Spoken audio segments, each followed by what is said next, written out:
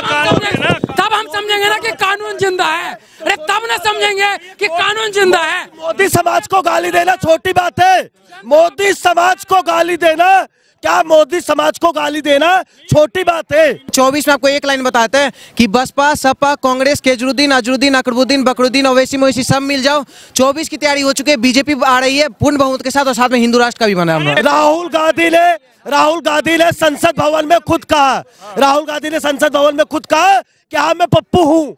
उन्होंने खुद कहा और कहा कि राहुल गांधी मर चुके हैं, अब दूसरा राहुल गांधी पैदा हुआ है। नमस्कार, आप देख रहे हैं हेडलाइंस इंडिया। मेरा नाम है विनोद शर्मा। राहुल गांधी जो 4000 किलोमीटर की पैदल यात्रा करके बड़ी सुर्खियों में चल रहे थे, लग रहा था कि राहुल गांधी सीधा प्रधानमंत्री की कुर्सी पर ही जाकर बैठेंगे, लेकिन साल 2019 में राहुल गांधी ने एक ऐसा बयान दिया जिस बयान पर एक व्यक्ति ने अपनी आपत्ति जताई और कोर्ट में राहुल गांधी के खिलाफ केस दर्ज करवा दिया।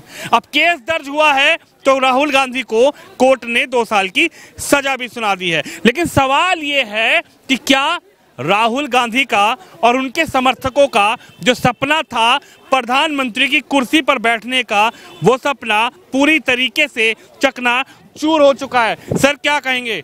राहुल गांधी 4000 किलोमीटर पैदल तो चले, लेकिन आते आते सनम देर हो गई, 2 साल की सजा बुल गई। क्या लगता है ये जो सपना था राहुल गांधी का, ये चकनाचूर हो चुका है प्रधानमंत्री बनने? 2019 में इनके हौसले इतने बुलंद थे, ये कहते थे राफेल घोटाला मोदी ने किया है और चौकीदार चोर है, लेकिन चौकीदार प्योर निकला और ये माफी मांग के आए 5 पन्नों की। और अब हर मोदी चोर है, मोदी नहीं, ललित मोदी चोर है, नीरव मोदी चोर है और मोदी नाम का हर व्यक्ति चोर है। सर पूरी जाति कोई चोर बता देना। अब डिफेमेशन केस हुआ है, तब इनको 2 साल की सज़ा सुनाई गई है और आगे चुनाव नहीं लड़ सकते, आगे किसी भी कोर्ट में जाएंगे तो ये फेलियर ही माने जाएंगे।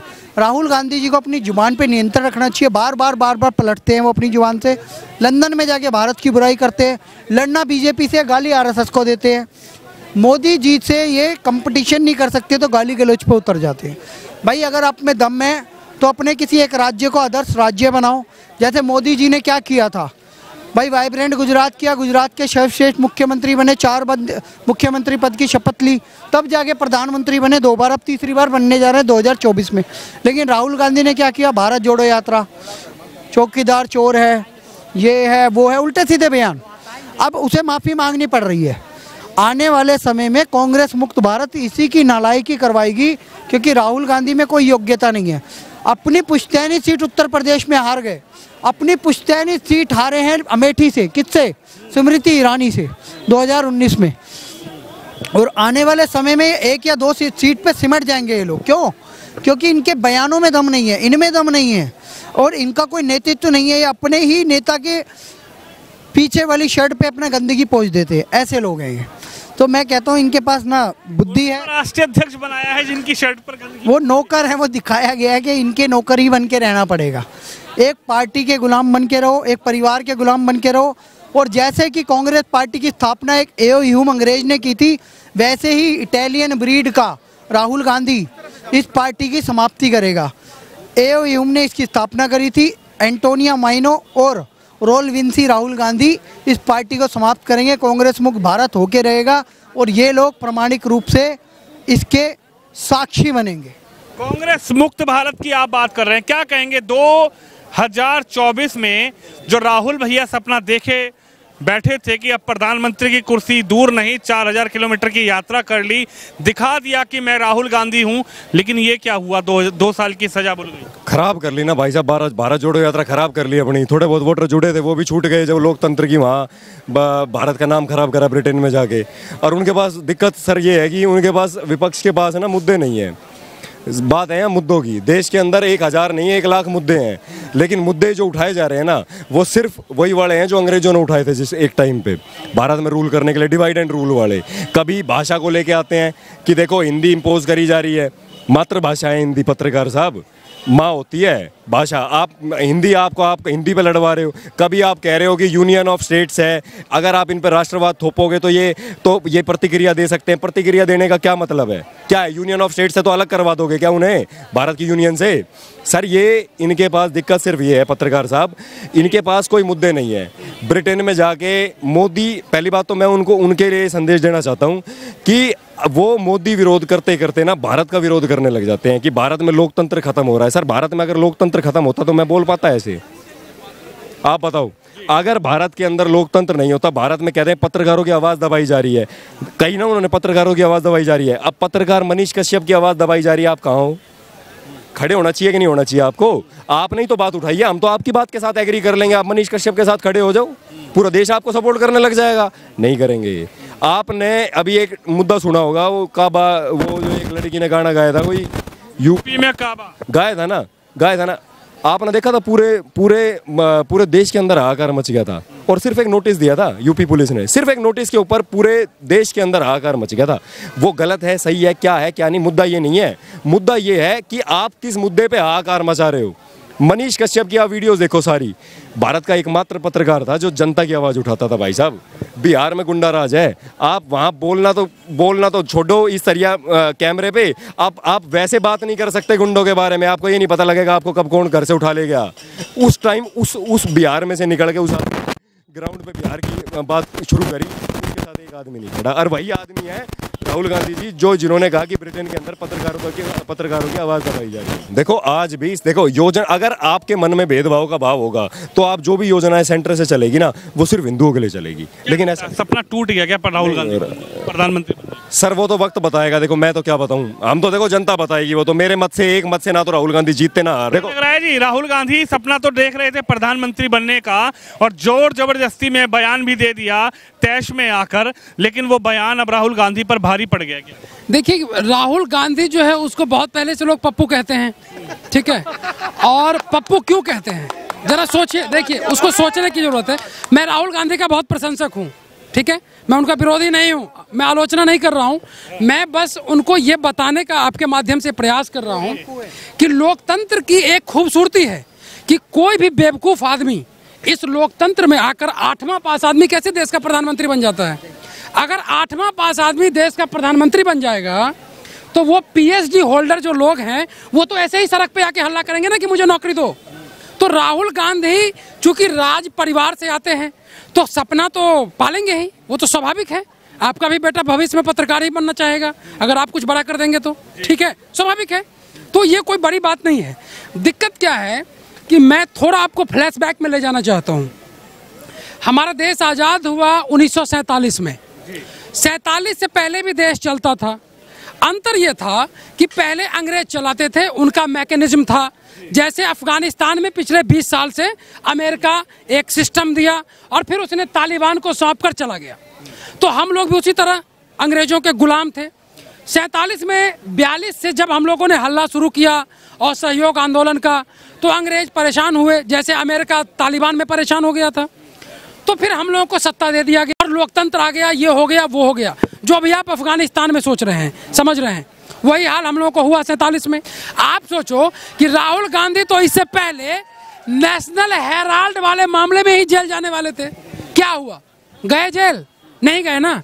उसमें तो सोनिया गांधी भी जाने वाले थे, उन पे मनी लॉन्ड्रिंग का मामला चल रहा था, पीएमएलए कोर्ट में उन पे मामला चल रहा था। बातें होनी चाहिए गरीबी पे, बातें होनी चाहिए बेरोजगारी पे, बातें होनी चाहिए रोजगार पे, बातें होनी चाहिए आतंकवाद पे, बातें होनी चाहिए आत्महत्या पे, बातें होनी चाहिए किसानी पे, ठीक है। लेकिन ये सब मुद्दे को भटकाने के लिए पूरी तरीके से गांधी का मुद्दा भटकाने के लिए लाया गया है। राहुल गांधी को सजा जो बोली गई है वो भटकाने के लिए बोली गई है। आइए ना, आप ज्वाइन कीजिए।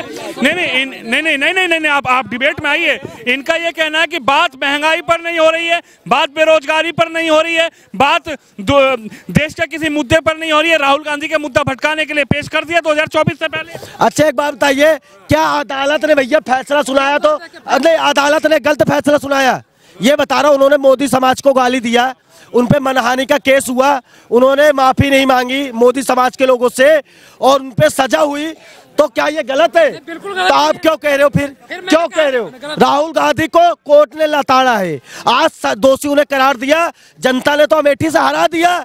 वो हताश हो चुके हैं, वो मोदी से तो जीत। उस दिन समझूंगा कि कानून जिंदा है जिस दिन राहुल गांधी को नेशनल हेराल्ड मामले में जेल में बंद किया जाएगा और मोदी समाज पे दिए हुए गाली के बदले में उन पे आपराधिक मुकदमा दर्ज मामला है ना, कानून है ना। तब हम समझेंगे ना कि कानून जिंदा है। अरे तब ना समझेंगे कि कानून जिंदा है। मोदी समाज को गाली देना छोटी बात है।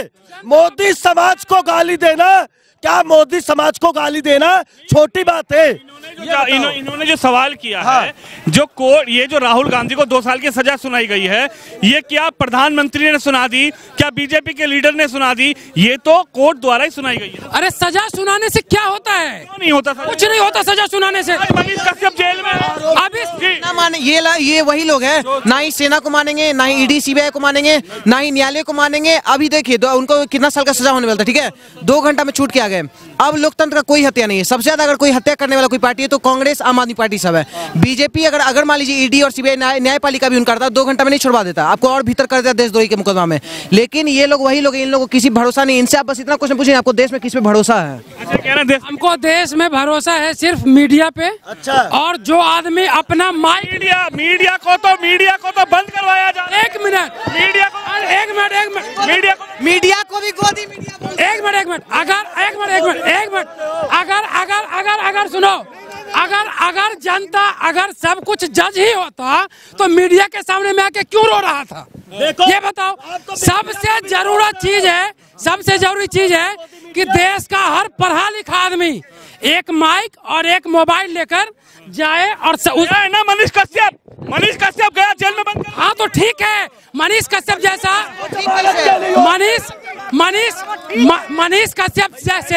मनीष कश्यप से 1 मिनट कंक्लूड करने दो।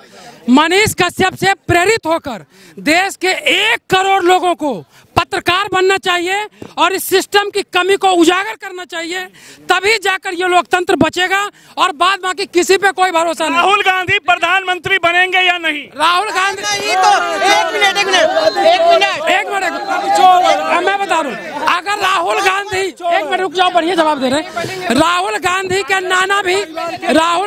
नाना भी प्रधानमंत्री थे, राहुल गांधी की दादी भी प्रधानमंत्री थी, उनके पिताजी भी प्रधानमंत्री थे।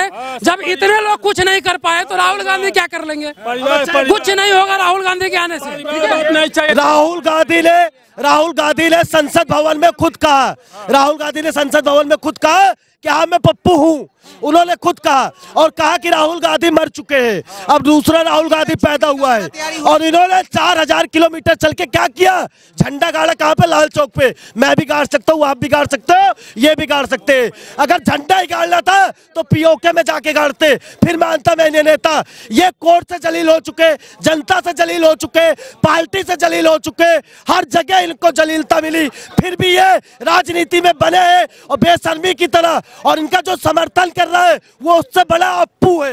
अप्पू मानता हूं मैं जो पप्पू का समर्थन करता है। 24 ये नहीं बता देते हैं, 24 में आपको एक लाइन बताते हैं कि बसपा, सपा, कांग्रेस, केजरीवाल, अजरुद्दीन, अकबरुद्दीन, बकरुद्दीन, ओवैसी मोइसी सब मिल जाओ। 24 की तैयारी हो चुकी है, बीजेपी आ रही है पूर्ण बहुमत के साथ और साथ में हिंदू राष्ट्र का भी बना है। दिल्ली में पोस्टर लग रहे हैं, मोदी हटाओ देश। अरे कट्टर लोग को कट्टर लोग बोलते हैं मर जा मोदी और हम लोग कहते हैं मत जा मोदी। हम तो अब कह रहे हैं, यहाँ से चिल्ला के बोल रहे हैं, आप 2000 रुपए भी सिलेंडर करिएगा तो हम लोग के घर में लेने के लिए रेडी है। कोई भी आप बेरोजगारी महंगाई जो होगा हम ले लेंगे, लेकिन बस देश सुरक्षित रहना चाहिए। देश सुरक्षित। केजरीवाल हटाओ दिल्ली बचाओ, पोस्टर लगा हुआ है।